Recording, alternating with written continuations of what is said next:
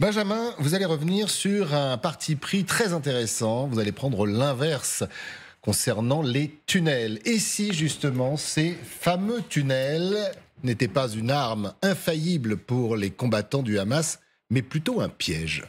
Oui, c'est l'obsession, en tout cas israélienne, et qui le montre, c'est de débusquer les entrées de tunnel. On voit avec les bulldozers qui déblayent les décombres pour trouver ici une entrée de tunnel. Ils les cherchent dans les bâtiments et ils insistent beaucoup sur le chiffre qu'ils ont donné hier soir, les Israéliens. 130 tunnels détruits, donc en quelques semaines d'opération. En 2014, lors de la précédente incursion, le chiffre qui avait été fourni, c'était 34. Donc ils en ont détruit 4 fois plus en un petit peu moins de temps. Alors détruire un tunnel, quand on regarde les images qui nous sont fournies, on s'aperçoit que c'est assez peu rentré directement dans les tunnels. On a quelques images de soldats qui pénètrent à l'intérieur. On voit qu'ils restent à l'entrée. On vient d'apprendre juste avant l'émission qu'il y avait eu des premiers combats potentiellement entre les terroristes du Hamas et des soldats à l'intérieur des tunnels, mais on n'en a toujours pas les images pour l'instant.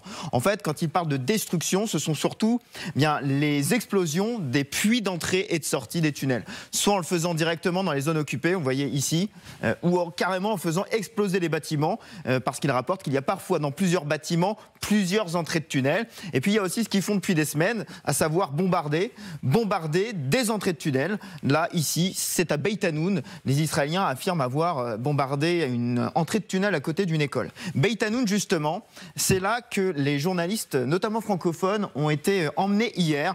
J'ai parcouru cet article de Jean-Philippe Rémy, qui est allé sur place avec les Israéliens, et lui, il insiste sur l'obsession des Israéliens. C'est la priorité absolue. C'est vraiment chercher les tunnels, les trouver, les détruire. Il explique que d'abord, il y a une sorte de phase de nettoyage, si je puis dire.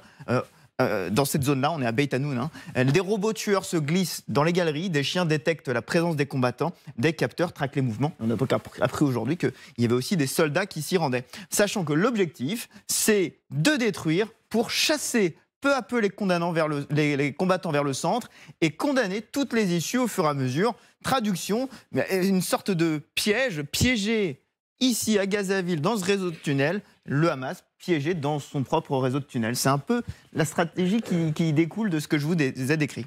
Et forcément, en face, on se dit que le Hamas est quand même préparé à cette stratégie, Benjamin. Oui, alors il y a une séquence intéressante dans les images qu'a diffusée l'armée israélienne, c'est ça. C'est ça parce que ça décrit l'une des batailles majeures dans la bataille des tunnels, c'est la bataille de l'électricité dans les tunnels. Et là, on voit, je ne sais pas si vous voyez, je vais vous le remontrer, on voit qu'en fait, vous avez 4 batteries de voitures qui ont été alignées pour, d'après ce soldat, alimenter le système de ventilation. Pourquoi le système de ventilation est essentiel ? Parce que quand vous regardez les images qui nous sont fournies, celles de RT par exemple au mois de janvier, on voit que les tunnels font plusieurs dizaines de mètres de profondeur, les chiffres mentionnés sont 60, 70 mètres, et qu'il faut donc faire parvenir de l'air et l'enlever. Sur un schéma de manière un peu résumée, c'est faire entrer de l'air, la faire circuler avec des ventilateurs, et puis aussi évacuer l'air qu'on a expiré, riche en CO2. Pour ça, il faut de l'électricité. Pour de l'électricité, il faut des générateurs. Et dans les générateurs, qu'est-ce qu'on met ? Généralement, on met du carburant. C'est la stratégie israélienne décrite par une source sécuritaire au journal israélien Walla il y a quelques jours. D'après les calculs réalisés par nos forces de sécurité, une analyse de la situation humanitaire en termes de quantité de carburant, dans peu de temps, nous verrons le Hamas sortir des tunnels.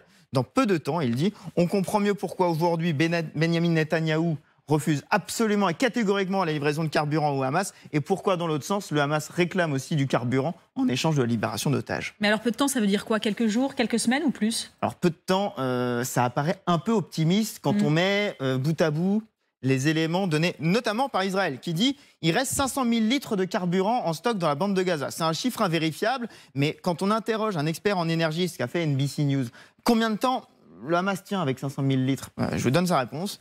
Il s'appelle Eli Reitig et il est expert à l'université Bar-Ilan de Tel Aviv. Si on ne parle que de ventilation et de communication basique, cela peut permettre de tenir plusieurs mois. Donc le peu de temps, il est à relativiser. Il y a un autre point d'interrogation sur cette stratégie de piéger le Hamas dans cette zone-là.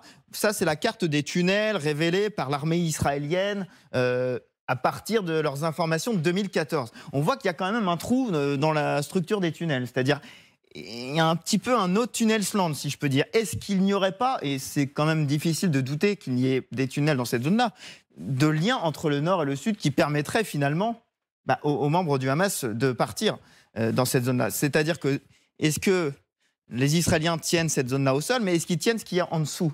c'est toute la question. Plusieurs médias israéliens assurent que déjà des membres du Hamas seraient partis dans le réseau de tunnels plutôt au sud de Khan Younes. Ce qui veut dire, en contrepoint de tout ça, ça voudrait dire que l'opération que mène Israël ici, à terme, il faudra peut-être aussi la mener ici.